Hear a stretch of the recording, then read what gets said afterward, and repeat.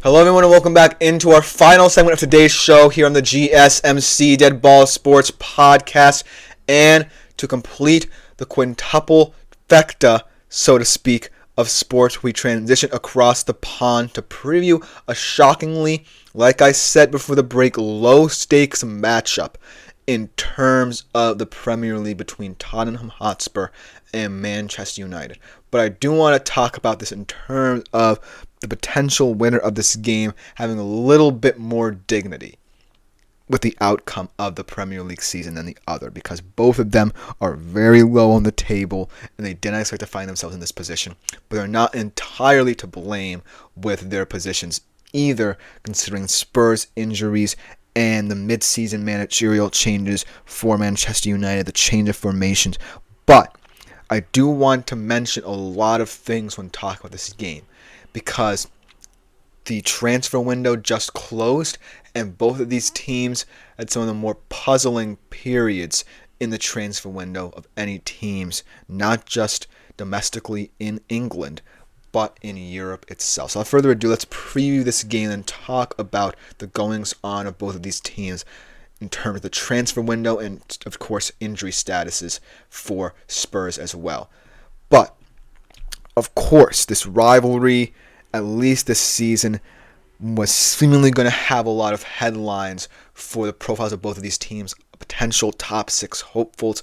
But as they plummeted down the standings in the Premier League, attentions turned elsewhere, both still in the Europa League. And I think that's where they want to place their bets on in terms of competing in a competition. Both of them are now, well, Man United at the very least are still in the FA Cup, but now Spurs lost their best chance of a trophy after losing the League Cup semi-final. They're really going to have to hedge their bets on the Europa League. At least United's still in the FA Cup, but it's not necessarily looking good in terms of their prospects going forward either. But I do think that at least in terms of the profile of the games this season when they face each other, at least there was a little bit more hype surrounding this matchup surrounding those matchups than this particular matchup. Because even the 3-0 Spurs loss, there was a lot of talk going on about how that team looked at the time, still under Erik, and Spurs ran out 3-0 winners in that one with Johnson, Kulusevski, and Solanke, the goal scorers. And then even in, I believe it was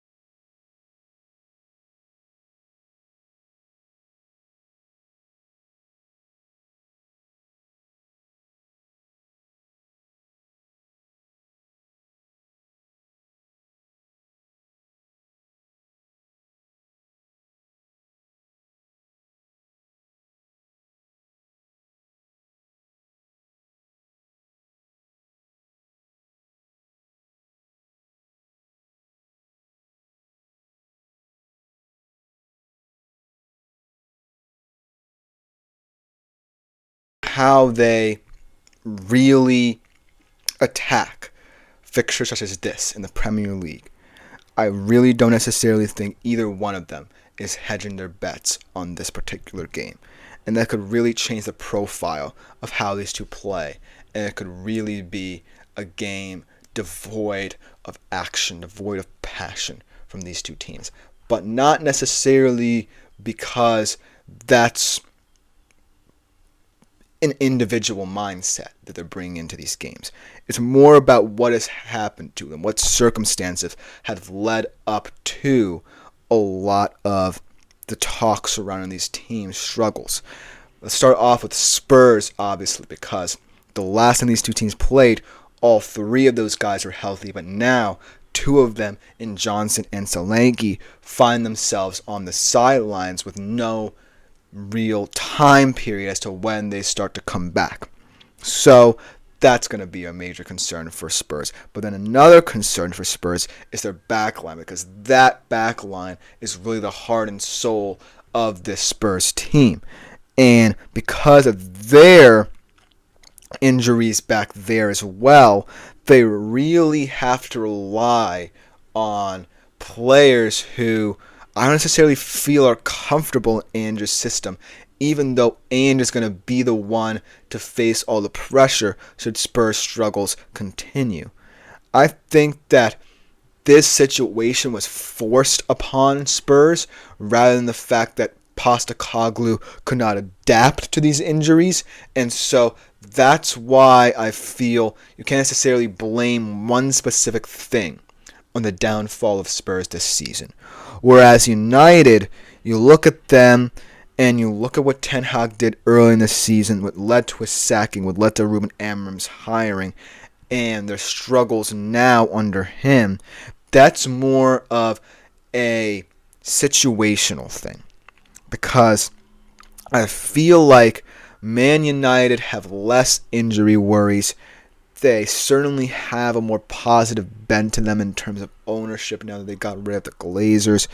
And it was a very forward-thinking move to hire Amorim. But the problem was it happened in mid-season where Amorim came into a team that really had its confidence shattered and tried to implement a system that you couldn't necessarily see working for United after their failures early in the season under Ten Hag.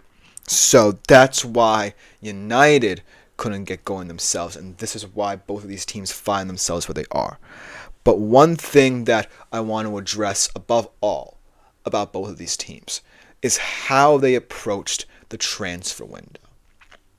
Because when you look at the reactions from pundits and analysts alike about both Spurs and United's transfer windows, the reactions are mainly ones of befuddlement potentially, ones of neutrality, and most importantly, ones that don't sway you to think that either one of these teams are going to get out of the doldrums anytime soon. Let's start off with Spurs because they had a very unusual window.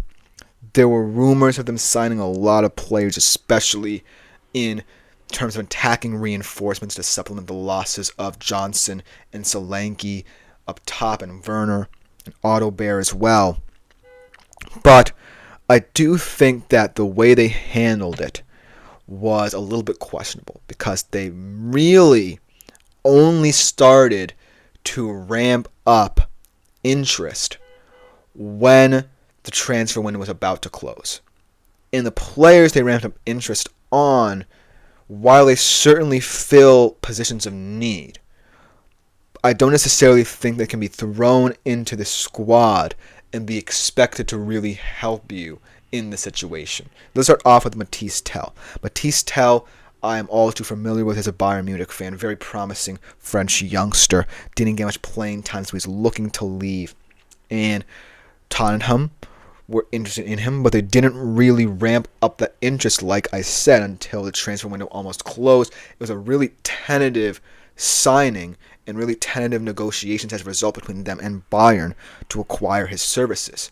And so I feel like while Matisse Tell, yes, certainly adds depth on the wing, certainly adds creativity and pace that you need on the wing, what with all the injuries you have there, I certainly feel like the whole situation around his signing was a little bit bizarre in terms of how they handled it. And then with Kevin Danso, I believe, a very versatile young French or Austrian center back who can move around the back line as needed.